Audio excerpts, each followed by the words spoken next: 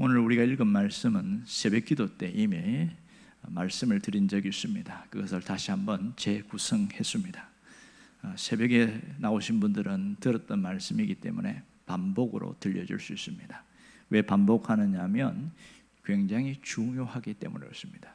성경에도 보면 같은 이야기를 반복하는 부분들이 나오는데 그만큼 중요하다, 그렇게 볼 수 있습니다. 똑같은 것을 들으신 분은 여기서 특별히 내게 다가오시는 하나님의 은혜를 좀 더 깊이 경험할 수 있기를 바라고요. 또 이 말씀을 통해서 나에게 하나님이 의도하시는 게 무엇일까를 찾을 수 있기를 부탁합니다. 전북대 교수인 김동근 교수님이 쓴 칼럼을 보니까 아주 와닿는 그런 얘기가 있습니다. 이 내용은 보면 이렇습니다. 우리가 있었던 자리가 언젠가 떠나야만 하는 자리라면 우리가 머문 자리는 아름답게 만들 줄 알아야 합니다. 사람만이 그런 것은 아닙니다. 우렁이에게는 바닥이 자기 자리이고 나비에게는 꽃잎이 자기 자리입니다. 구름은 하늘이 자기 자리이고 새들에게는 나뭇가지가 자기 자리입니다. 움직이지 못하는 나무나 돌멩이는 자기가 있는 곳이 자기 자리입니다. 이들은 자기 자리를 알고 그 자리를 소중하게 지킵니다. 우렁이는 땅바닥을 기어다니면서 잡초를 제거하고 나비는 식물들이 열매를 맺게 해주는 매개체 역할을 합니다. 구름은 사람들에게 시원한 빗줄기를 선사하는 것으로 자기 역할을 다합니다. 새들은 열매나 곤충을 먹고 넓은 곳에 새로운 생명이 태어나도록 도와줍니다. 나무와 돌멩이도 자신의 자리를 지키면서 많은 역할을 하고 있기에 만물은 아름답습니다. 아주 내용이 참 깊고 와닿습니다.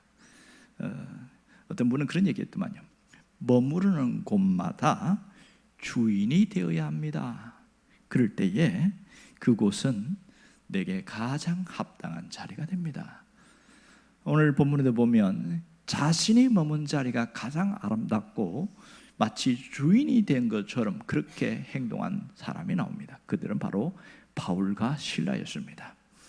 오늘 우리가 보고 있는 본문은 이 바울과 실라가 빌립보에서 전도를 하다가 억울하게 그렇게 매질과 옥살이를 한 모습을 함께 보고 있습니다.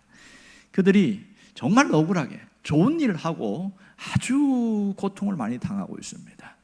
그들은 수십 대의 매를 맞는 태형을 맞고 또 가장 흉악범들이 있는 지하 감옥에 가서 두 발에 이 자물쇠로 채우는 그런 끔찍한 형을 받습니다. 누워서 잘 수가 없고 앉아서 밤을 새야 되는 그 속에서 그들이 한 일은 기도하고 찬송을 했습니다. 놀라운 것은요, 기도하고 찬송을 했는데 얼마간의 시간이 지났는지 갑자기 희한한 자연 현상이 일어났어요. 그것은 이 큰 지진이 일어났는데 옥터가 흔들린 거죠. 여러분, 지진이 일어나면 가장 먼저 어떻게 됩니까? 감옥에 있는 사람들이 제일 먼저 몰살하겠죠. 그런데 이 지진은 특이했습니다. 문만 활짝 열었어요. 감옥 문만 다 열고 바울과 실라가 이 두 발에 묶여있던 착고가, 자물쇠가 다 열려버렸어요.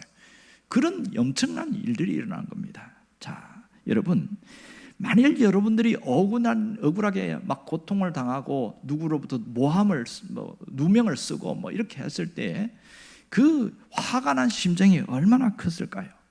그런데도 하나님 앞에 기도했더니 이런 엄청난 똑같은 바울과 실라가 겪었던 기적들이 일어났다고 칩시다.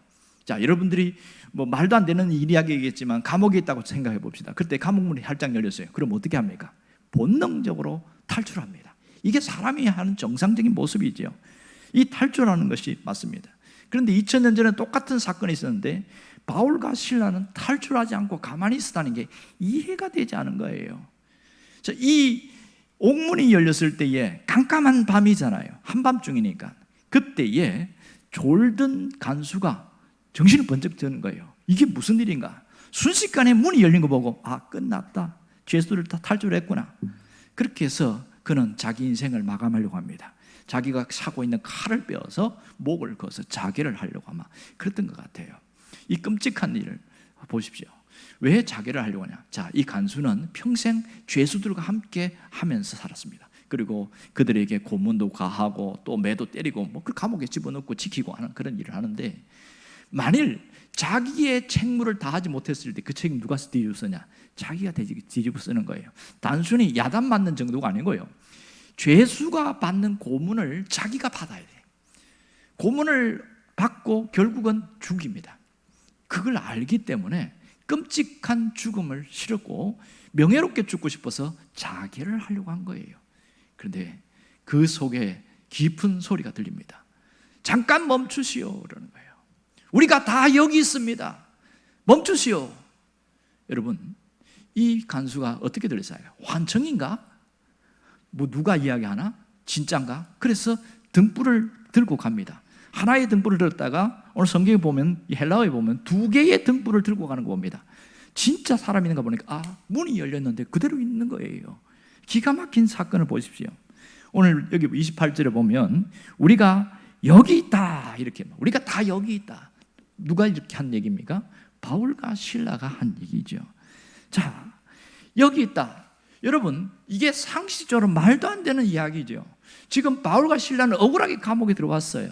그러면 문이 열리면 무슨 생각합니까? 하나님께서 기적적으로 감옥 문을 열어주셨구나. 그러면 탈출하라는 사인을 신호로 알고 나가야 되는 거잖아요. 그 안 나가고 왜 가만히 있었을까? 이런 의문점이 생기는 거죠. 바보인가? 정상적인 사람이라면 그래 가만히 있을 수가 없는데 왜 그랬을까? 이 점이 대단히 중요한 거죠. 오늘 탈출하지 않은 이유에 대해서 정확하게 말하지는 않습니다만은 우리가 다음 이어지는 문맥에서 왜 탈출하지 않았는가를 알 수가 있습니다. 31절에 보면 간수에게 유명한 말 한마디 합니다. 주 예수를 믿으라. 그리하면 너와 네 집이 구원을 얻으리라. 이게 핵심이었습니다. 결과적으로 간수를 구원하시려는 하나님의 섭리가 있음을 알았기 때문인 것이죠. 그러나 하나님의 섭리가 있음을 이 바울과 실라가 어떻게 알았을까요? 이 바울과 실라는 큰 지진이 일어나자 갑자기 감옥문 열렸죠. 자기 발에 있는 창고 열렸죠. 이렇게 했을 때에 무슨 일인가 싶어서 깜짝 놀랐을 겁니다. 그 다음에 무슨 생각이 들까요? 이게 뭔가 가야 되나 말아야 되나? 그럼 어떻게 해요? 그들은 매사에 하나님의 뜻을 쫓았고 하나님의 뜻 안에서 뭔가 행동을 하려고 하니까 틀림없이 기도했을 겁니다. 하나님, 이게 무슨 현상입니까? 우리가 지금 감옥문을 나가야 되는 겁니까? 여러분, 하나님 어떻게 응답했을까요? 성경에 안 나옵니다. 일반적으로 보면 하나님이 침묵하실 때가 많습니다. 바울과 실라는 무응답을 응답으로 알았을 겁니다. 하나님이 응답하심이 않는 자체가 응답이다. 그렇게 깨닫고 감옥을 안 나간 거예요. 이게 합리적 추론이다 이렇게 말합니다. 오늘 하나님의 침묵하심도 응답이라는 것을 아는 사람은 아주 수준 높은 신앙이라고 할 수 있겠죠. 여러분, 무응답도 응답임을 깨닫는 것은 놀라운 은혜입니다. 하나님이 응답하지 않은 것 자체가 응답이라는 것을 깨달았기 때문에 이 방에 있었던 것이죠. 더 이상 하나님 뭔가 하실 일이 있겠지, 뭔가 정확하게 말씀하진 않지만은 하실 일이 있으니까 하나님 응답하지 않았으니까 가만히 있는 거예요. 이것이 하나님의 답변임을 깨달았을 때 결국 어떤 일이 일어납니까? 그 간수가 예수를 믿고 그 가문 전체가 예수를 믿는 어마어마한 사건이 이 빌립보 감옥에서 시작되어졌습니다. 여기서 오늘 우리에게 주는 중요한 신앙적 교훈이 있습니다. 하나님께서 내게 허락하신 그 삶의 자리는 오늘 하나님이 나에게 그 일을 감당하라고 주신 자리입니다. 이걸 신학적으로 이야기하면 소명의 자리다 이렇게 표현합니다. 소명의 자리. 그러니까 내가 머문 그곳이 하나님이 나를 여기에 보낸 그 뜻을 깨닫는 것을 소명의 자리다 이렇게 말합니다. 그 뜻을 깨닫는 것과 깨닫지 못하는 것은 굉장한 차이가 있습니다. 우리에게 주어진 삶의 자리가 어떤 자리든지 간에 하나님께서는 그곳에서 하나님의 섭리를 이루신다. 이것을 깨닫는 자가 소명의 삶을 살아가게 되는 것이지요. 여러분, 바울과 실라는 그것을 깨닫고 자신의 의지를 다해서 믿음으로 그 소명의 자리에 머물러 있었습니다. 그래서 엄청난 일들이 일어난 것이죠. 여러분, 신앙 생활은 하나님 앞에서 출발되어지는데요. 신앙이라는 게 뭐냐? 신앙을 출발할 때에 보면 하나님의 부르심이 있고 그 다음 신앙 생활이 주어집니다. 우리는 하나님의 부름을 받은 자이죠. 이 부름받음을 신학적으로 소명이다 말합니다. 한자로 보면 부를 소자, 목숨 명자입니다. 목숨을 부른다. 아주 비장한 그런 표현이 나타나는데, 자, 성경에는 하나님의 자녀가 되었다는 것을 세상에서 불렀다 이렇게 표현합니다. 세상에서 불렀기 때문에 하나님의 자녀가 되었고, 이것은 눈에 보이지 않지만 영적으로는 엄청난 어떤 혁명이 일어납니다. 보이지 않는 뭐가 일어납니까? 신분의 변화가 일어나는 것이죠. 진짜 예수를 믿는 사람은 신분이 달라집니다. 마귀의 종으로 살던 자가 하나님의 자녀가 되어지는 거죠. 하나님의 자녀가 되었다는 것은 시민권이 천국에 있다는 것을 증명해 줍니다. 그러므로 내가 어떠한 관계에 있든 상관없이 하늘 시민권을 가진 자는 이 생명을 다하고 죽음의 강을 건너가면 당연하게 하나님 나라에 가게 되어지는 겁니다. 이게 간단한 원리인데, 희한한 것은 교회에 나왔는데도 하나님의 자녀가 아닌 채 오랜 시간 신앙생활하는 사람이 있어요. 그건 좀 너무너무 안타깝더라고요. 저는 목회하면서 가장 안타까운 게 교회에 나와서 지옥 가는 사람이 가장 안타까워요. 그런 사람이 있어요. 왜 그럴까? 너무 쉬운 진리를 놓쳐버려요. 진리가 뭐예요? 예수님을 믿으면, 인격적으로 신앙 고백을 하면 하나님의 자녀가 된다는 아주 쉬운 진리를 우리에게 줬어요. 그냥 전적으로 받아들이고 수용하고 믿으면 되잖아요. 그러면 신분의 변화가 일어나는데, 이게 쉬운 건데 어떤 분에게는 어려워요. 안 믿어진다고 그래요. 그래서 믿어보려고 애를 쓰는 분이 있습니다. 참 좋은 분이죠. 이 사람은 안 믿어지는데 믿으려고 애를 쓰니까 이분은 확실히 가능성이 있습니다. 가장 나쁜 경우는 뭔지 아세요? 진짜 안 믿었는데 믿었다고 착각하고 살아가는 사람이 있습니다. 자기가 하나님의 자녀라고 착각하고 살아갑니다. 이것 때문에 너무너무 가슴 아픈 거예요. 그래서 수도 없이 복음을 전하고 예수를 진짜 제대로 믿어야 된다고 그렇게 애를 외치는데도 때로는 공허한 메아리로 지나갈 때 마음이 굉장히 힘들어요. 내가 왜 목회를 하는가? 영혼을 구원하고 한 사람 한 사람 하나님의 사람으로 세우는 것이 이 목회자가 할 일인데, 그렇게 예수 믿어야 되는 걸 이야기하는데도 예 했는데 보니까 뚜껑 열어보면 안 믿는 사람이 있습니다. 언젠가 제가 그런 얘기 종종 이야기하죠. 실제 사건이니까요. 제 선배 목사님이 겪은 일이니까요. 이분이 교회에 27년간 다녔던 권사님이 있습니다.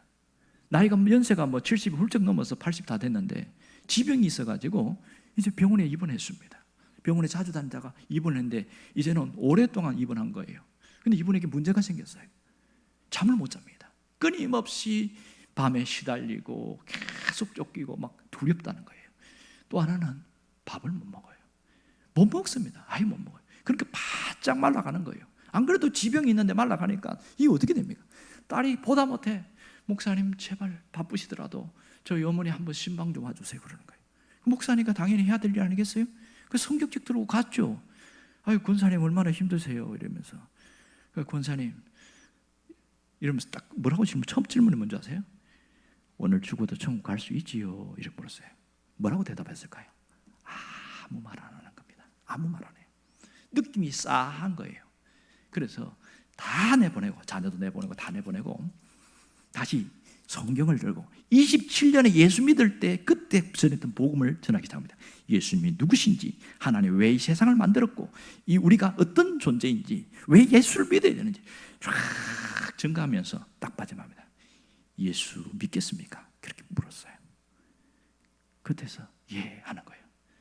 그리고 처음 교회 오면 신앙 고백하는 영접 기도를 따라하게 했습니다. 예수님은 나의 주인이시오, 나의 구원자이심을 믿습니다. 천국 가는 그날까지 나를 인도할 것을 믿습니다. 그리고 아멘 했단 말이에요. 뭐가 달라진 줄 아세요? 얼굴이 확 펴졌어요. 확 펴졌어요. 들어보니까 이 목사님이 오시기 전까지 밤마다 시달리는 거예요. 저승사자가 자기를 찾아오는 거예요. 끊임없이 죽음의 공포에 두려워. 야, 나 죽으면 지옥 가는구나. 죽으면 지옥 가는구나. 그거 시달리다가 예수님 믿겠다고 완전히 고백한 그 순간부터 싹 사라져버렸어요. 그 다음 나타난 변화가 배가 고픈 거예요. 그 딸에게 안 그래도 죽을 못 먹으니까 죽으러 사왔잖아요. 그래서 그 죽을 먹는데 한 그릇 다 먹어요. 그 노인네가 반도 못 먹는데. 그 다음 날 잘 잤어요. 다음 날도 잘 잤어요. 왜 그렇습니까? 예수님을 믿으니까 신분의 변화가 생긴 겁니다. 여러분, 혹시 이 자리에 예수 믿는 척하는 사람이 있으면 그 위선의 껍질을 벗어버리기 바랍니다. 그것은 아무런 해당사항이 없습니다. 진짜 예수를 믿어야 됩니다. 그래야 하나님의 자녀가 되어집니다. 하나님의 자녀는 하나님이 보장하셔요. 하나님이 함께할 뿐만 아니라 내가 죽음의 강을 건너간 이후에도 하나님이 그 영혼을 보장하신다는 사실입니다. 여러분, 그냥 교회 나오는 걸로 만족하지 말고 진짜 예수를 믿을 수 있기를 축원합니다. 그때부터 신앙생활은 시작되어지는 겁니다. 우리가 하나님의 자녀가 되어서 살아가는 것을 신학적으로 소명을 받았다 이렇게 말합니다. 그런데요, 오래 교회 다니는 사람은 이 소명에 대해서 상당히 불편한 생각들이 많아요. 왜냐하면 소명에 대해서 오해를 하고 있습니다. 소명에 대해서 부정적인 인식을 하고 있기 때문에 그래요. 왜 그럴까요? 소명이 뭔지를 잘 몰라서 그래요. 소명에는 두 가지가 있어요. 일반적 소명과 특별 소명이 있습니다. 일반 소명은 뭐냐면 하나님의 백성으로 불러낸 것을 일반 소명이라고 해요. 그러니 이곳에는 소명 받지 않은 자가 아무도 없다는 것이죠. 하나님의 자녀로 부르심을 받았다는 자체가 소명이거든요. 일반 소명이에요. 특별 소명은 뭐냐면 그 중에서 하나님의 일을 위해서 풀타임 사역자, 전임 사역자로 부르심을 받은 자들이 있습니다. 이 목회자나 선교사, 또 어떤 특수 사역, 의료 선교나 빈민 사역 선교나 특수 사역 선교를 위해서 받은 이런 자가 있단 말이에요. 이것을 특별 소명이라고 합니다. 그런데 이걸 모르고 소명 그러면 막 고개를 절레절레 흔드는 그런 잘못된 생각을 가진 자가 있습니다. 성경에도 보면 일반 소명을 받은 자도 하나님 일을 하고 뭐 그런 자들이 종종 나옵니다. 그 중에 누가 있어요? 성경의 창세기를 읽어보면 모세도 있지만 그 앞에 노아가 나옵니다. 창세기 6장에 보면 노아가 있는데 갑자기 노아가 500세 자식을 낳았어요. 셈과 야벳을 낳았는데 그때 하나님이 나타나셔서 미션을 주십니다. 미션이 사명이에요. 소명은 불러냈다 이런 뜻이고 사명은 그 맡겨진 임무를 말합니다. 하나님이 노아를 선택했어요. 소명을 받았죠. 그리고 하나님이 미션을 줬어요. 그것이 사명이에요. 방주를 만들라는 겁니다. 방주를 만들라고 시켰어요. 여러분, 방주를 몇 년간 만든지 아세요? 어떤 분은 설교하면서 보니까 여러분, 노아는 120년간 방주를 만들었습니다. 그렇게 이야기하는 거예요. 그거 아닌데 왜 그랬냐면 사람의 수명이 노아 홍수 그때부터 수명이 120세가 됐다 이렇게 이야기가 나오는데 그걸 갖고 착각하는 거예요. 제가 계산을 해봤더니 창세기 5장 끝절에 보면 노아가 500세에 셈과 야벳을 낳았어요. 그리고 6장 뒷부분에 보면 600세에 홍수가 났다 이렇게 나옵니다. 그러면 최소한 방주를 몇 년간 만들었어요? 100년간 만든 거죠. 100년간. 그 배를 100년간 만들었어요. 그러면 생각해 보세요. 방주를 만들었어요. 그러면 노아가 어떤 사람입니까? 일반 자기 직업을 가지고 농사도 지어가면서 배를 만든 거잖아요. 이걸 일반 소명이라고 말합니다. 100년간 방주를 지었어요. 뭐 하나님이 때로는 물품도 뭐 만들 수 있는 사람, 도울 사람도 제공하고 하겠죠. 이렇게 되었습니다. 그런가 하면 예수님이 이 땅에 오신 것도 소명으로 오셨다는 것을 알아야 됩니다. 하나님이신 그분이 인간의 몸을 입고 왔다는 것은 쉬운 일이 아니죠. 왜 그렇게 왔어요? 그것이 예수님이 받은 소명이니까 그런 거예요. 자, 우리식으로 제가 표현하는 거예요. 예수님은 가장 가난한 갈릴리의 빈민으로 오셨어요. 진짜 가난하게 사셨어요. 정말 먹을 것이 없는 어려운 지경 속에. 그렇게 하시다가 더 비참한 건 뭐냐? 사지가 찢겨져서 고통당하고 십자가에 죽어야 되는 사건입니다. 이게 얼마나 엄청난 일인지 아세요? 뭐 예수님은 하나님이니까 그냥 뭐 하나도 안 아프겠지 그런 분이 있는데 절대로 그렇지 않습니다. 주님도 인간의 몸을 입고 왔기 때문에 안 먹으면 배고파가요. 잠 안 자면 피곤했어요. 똑같았어요. 오죽하면 베드로와 요한과 야고보를 벳시마네 동산에 데려가고, 야, 내가 죽게 생겼다. 나를 위해 기도해다오. 주님이 공생애 속에 기도를 부탁한 건 딱 여기가 처음이에요. 그러면서 벳시마네 동산에 무슨 기도한지 아시죠? 할 수만 있으면 이 잔이 뭡니까? 십자가에서 죽는 거 바랍니다. 이 잔이 내게서 물러가게 해주세요. 그렇게 기도했습니다. 내게서 물러가게 해주세요. 그러니까 십자가에서 끔찍하게 죽지 않고 사람들을 구원할 수 있게 해달라고 그렇게 요구한 거죠. 그런데 하나님이 침묵하셨어요. 그때 예수님의 마지막 기도가 뭐냐? 내 원대로 마옵시고 아버지의 뜻대로 되기를 원합니다. 이것이 내가 감당해야 될 소명의 자리라면 내가 끝까지 감당하겠습니다. 그러고 나서 십자가 지고 가시거든요. 주님은 자신의 소명이 뭔지를 알았고 소명의 자리에서 끝까지 소명의 삶을 살았음을 오늘 잘 보여주고 있습니다.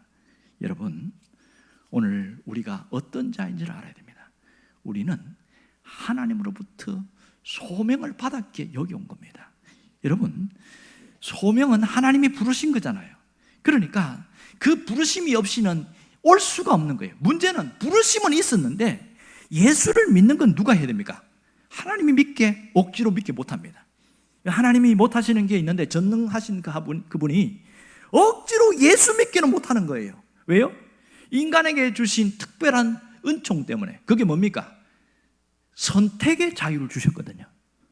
인간에게 선택의 자유를 주셨기 때문에 믿도록 인도까지는 할 수 있지만 억지로 믿기는 못하는 거예요. 거기에 물론 모든 믿는 것은 전적인 하나님의 은혜와 하나님의 섭리 속에 주어진 것이지만 믿게 되어지는 과정에는 나의 자발적인 신앙 고백이 있어야 된다는 것을 알아야 합니다. 그래서 예수 믿게 되어집니다. 그렇다면 오늘 우리를 성도로 부르신 것, 하나님의 자녀로 부르신 것은 굉장한 특권임을 알아야 됩니다. 내가 하나님의 자녀가 되었다는 것은 놀라운 특권이에요. 그 가치를 아는 사람과 모르는 사람은 살아가는 게 너무 차이 납니다. 살아가는 게 너무 차이 나요. 하나님의 자녀라는 프라이드가 있는 사람은요, 자녀의 특권을 누리면서 살아가요. 하지만 그냥 자녀인지 아닌지 모르겠다, 그런 사람들은 그냥 예배당에만 왔다 갔다 하면서 그렇게 살아가는 거예요. 이게 여러분, 하나님의 자녀라는 특권을 갖고 살아가기를 간절히 바랍니다. 그러므로 이 교회에 나온 것 자체가 하나님의 부르심이 있어야 가능하다는 것을 깨달아야 됩니다. 그런데 그걸 모르고 내가 오고 싶어서 왔다, 이런 사람은 평생 힘들어요. 하나님의 부르심 때문에 나왔다고 하는 사람은 잘 흔들리지 않습니다. 하나님이 불렀으니까, 그래서 내가 예수 믿게 된 은혜가 주어졌다, 이렇게 생각하거든요. 그런데 내가 예수 믿다, 이런 사람은 쉽게 시험 들고 쉽게 그만두고 자기 마음대로 살아가는 거예요. 이게 안타까운 일이죠. 여러분, 두 종류가 있습니다. 예배당에 나오는데 소명이 무엇인지 모르고 살아가는 사람이 있고요, 또 하나는 소명이 뭔지는 알긴 알지만 그 소명대로 살지 않고 자기 마음대로 살아가는 사람이 있습니다. 마태복음 25장에 보면 달란트 비유가 나오는데 5달란트, 2달란트, 1달란트 받은 사람 나오는데 그 중에 1달란트 받은 사람은 그게 마음에 안 든 거예요. 그래서 자기 마음대로 그 달란트를 땅에 가두고 그렇게 하고 자기 마음대로 살아 나중에 주인에게 크게 책망받는 이야기 나오잖아요. 제가 이 1달란트가, 금 1달란트가 도대체 얼마나 될까 궁금했습니다. 금 한 달란트는 34kg거든요. 요즘 시세를 보니까 금 1g에 3,000원 하더라고요. 3,050원이 정확하게 최근 시세. 그러면 금 한 달란트는 도대체 돈이 얼마나 될까? 여러분 놀라지 마세요. 금 한 달란트는 자그마치 20매덕입니다. 그거 엄청난 돈을 땅에 묻어뒀다 생각해보세요. 소명을 알지만 소명대로 살지 않는 사람, 그 사람들은 이렇게 살아가는 경우들이, 안타까운 일들이 있더라, 그런 얘기를 하고 있는 것이죠. 여러분, 하나님이 우리를 부르심을 잊지 않기를 원합니다. 바울과 실라가 왜 감옥문이 열렸는데도 안 나갔어요? 하나님이 나가지 마라 그렇게 말씀하지 않았거든요. 물어봤는데 이게 어찌 된 일입니까? 하나님 나가라고, 탈출하라고 열어준 겁니까? 하나님이 무응답으로 응답하셨습니다. 여러분 성경에 보면 베드로가 탈출하는 장면이 사도행전 12장 나오죠. 그때 똑같은 사건입니다. 감옥이 완전히 닫혔을 때에 어떤 일이 벌어졌습니까? 똑같은 기적이 일어났는데 그때는 주의 천사가 와서 문이 닫힌 채로 베드로를 쑥 빼내가지고 밖으로 데리고 나왔어요. 이것은 확실히 탈출시키는 게 맞아요. 그러나 오늘 이 사도행전 16장에서 감옥문이 열린 것은 하나님의 깊으신 뜻이 있다는 거죠. 섭리하심이 있었습니다. 이것을 깨닫는 것이 얼마나 중요한지 몰라요. 이걸 깨달았기 때문에 자신의 의지로 그 자리를 지킨 것을 중요합니다. 여러분, 자신의 의지로 그 자리를 지킬 때 여기서 중요한 것은 내 뜻대로 살아간다는 게 아니에요. 주님이 원하시는 대로, 주님이 원하시면 머물러 있겠습니다. 그런 것이 중요한 것이죠. 하나님이 부르신 자들, 부름받은 자들에게는, 다시 말해서 그 부르심을 입은 자들에게는 저마다 주어진 소명의 자리가 있음을 잊지 않기를 바랍니다. 소명의 자리에서 자신의 의지를 가지고 믿음을 다해 그 자리를 지키는 것이 굉장히 귀한 일입니다. 때로는 가정이 소명의 자리인 경우가 있고 때로는 내 직장이 소명의 자리인 경우가 있어요. 그런데 그 맡겨진 것이 하나님이 내게 맡겨주신 곳이다, 그 깨닫는 사람은요 아무렇게나 하지 않아요. 세상 사람처럼 하지 않습니다. A까지 뭐 뒤틀리면 그만둬 버리지, 그런 식으로 살지는 않는단 말이에요. 사람을 대할 때도 하나님이 여기에 보낸 이유가 있기 때문에 내가 그것을 찾아서 자신의 의지를 가지고 믿음으로 그 자리를 지켜나가려고 한다는 것이죠. 이 소명의 자리는 한 곳에 머물러 있지 않고 유동적이라는 걸 알아야 됩니다. 바울과 실라를 보십시오. 빌립보 감옥에서 멈춰서지 않았어요. 그는 빌립보 감옥에서 특별하게 이렇게 탈옥한 것이 아니라 천부장이 와서 귀하게, 그러니까 그 빌립보의 가장 최고 높은 집정관, 사령관이 와서 용숭하게 나오십시오 이렇게 갖고 보냅니다. 그리고 어디로 가냐면 데살로니가와 베레아와 또 아테네 그리고 고린도로 향합니다. 소명의 자리는 그곳에 멈춰진 것이 아니라 유동적인 때가 많습니다. 자식의 자리에서 결혼과 동시에 부모의 자리로 옮겨집니다. 청년의 자리에서 세월이 경과할 때에 노년의 자리까지로 이어집니다. 부부가 함께 살다가 그리고 한 분이 사별하게 되어질 때는 두 사람의 몫을 혼자 살아가는 그런 자리도 있습니다. 그러나 여러분, 어쨌든 우리는 직장이 한 곳이 아니라 이 직장에서 저 직장으로 가지만 그 자리가, 지금 있는 자리가 하나님이 내게 보내신 소명의 자리임을 깨달으면 의미가 상당히 깊은 것을 깨닫게 되는 것이죠. 여러분, 오늘 우리가 지금 바로 여기가 하나님이 내게 주신 소명의 자리임을 잊지 않기를 바랍니다. 내일, 다음, 그것이 내 자리가 아니라 오늘 여기입니다. 이렇게 유동적이지만 유동적이지 않은 소명의 자리가 또 있어요. 그것은 바로 교회입니다. 내가 어느 지역을 가든지 어떤 직장을 가든지 신실한 신앙인이면 교회를 찾아가요. 그 교회는 흔들리지 않는 소명의 자리입니다. 하나님은 그곳에서 내게 말씀하시고 또 그곳에서 어떻게 살아야 하는가를 배우게 하신다는 겁니다. 우리가 해야 될 일은 무엇입니까? 내가 머문 자리를 소명의 자리로 인식하는 게 중요합니다. 오늘 이 신앙인이 머물러 있는 자리는 소명의 자리로 깨달으면 사는 게 달라져요. 행동이 달라집니다. 자기 기분대로 살지 않습니다. 하나님의 뜻이 있으니까 이곳에 나를 보냈겠지 하고 묵묵히 그 일을 감당하려고 합니다. 그것이 어느 자리에 어느 곳에 있든지 힘든 일이 있고 어려운 일이 있어도 견디려고 해요. 이게 다른 거예요. 살다 보면 부딪힐 때 있습니다. 제일 힘든 게 뭐냐면 일이 힘든 게 아니라 사람과의 관계가 힘들어요. 관계가. 그럴 때에 속이 상할 때도 많고 화가 날 때도 많습니다. 하지만 소명의 삶을 살아가는 사람은 이겨냅니다. 견뎌내는 거예요. 그게 달라요. 여러분, 소명의 자리가 있음을 잊지 않기를 바랍니다. 내 의지로 믿음으로 잘 감당해낼 수 있기를 바랍니다.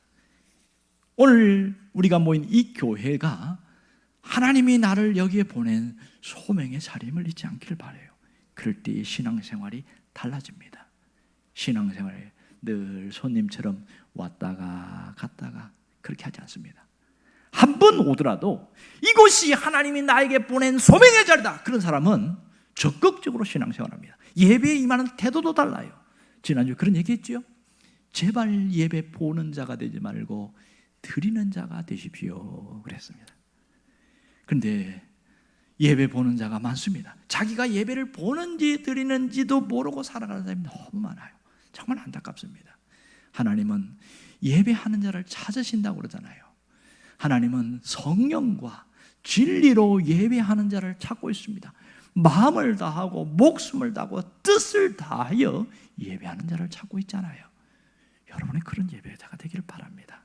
그렇다면 여러분이 그 예배를 드린다면 지금 이 자리가 소명의 자리가 맞습니다. 우리 교회가 감당해야 될 소명의 자리가 뭘까요?